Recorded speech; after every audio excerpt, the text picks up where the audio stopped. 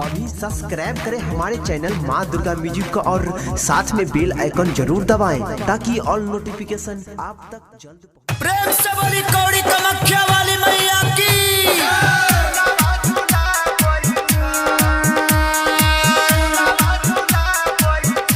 अखन अपने सब सुन रहल छी माँ दुर्गा म्यूजिक के शानदार प्रस्तुति। अरहुल के फूलवा है मैया मलिनिया चढ़ाबै छ। अरहुल के फूलवा है मैया मलिनिया चढ़ाबै छ। हे मैया भैरव भैया निमिये तोरवा झूलावा झूलाबै छ।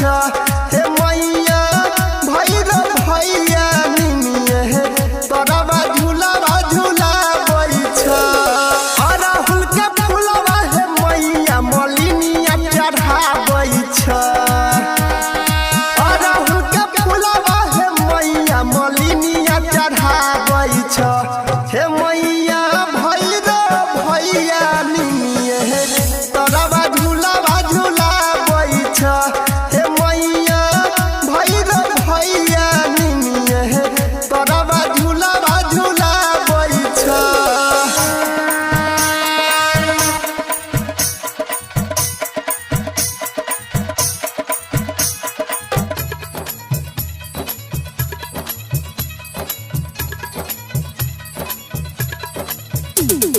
DJ सुमित सतीश रैना। सुमित सतीश रैना।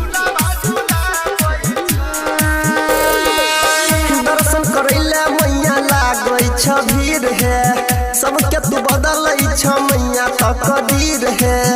दर्शन करैले मैया लागै छ भीड़ है सबके तू बदलै छ मैया तकदीर है। सेवा का पुजरिया है मैया तोहर चौबरा डोलाबै छ।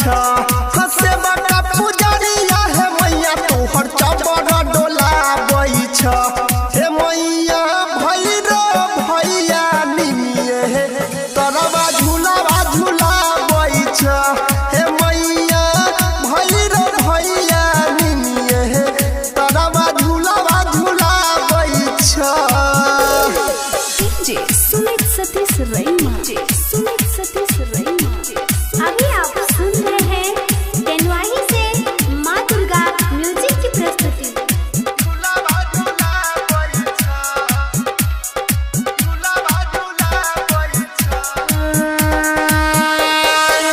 परवीन चढ़ाबै छ ललकी चुनरिया राइटर सोनू एला तोरे मंदिरिया। देवेंद्र चढ़ाबै छ ललकी चुनरिया राइटर सोनू एला तोरे मंदिरिया। गायक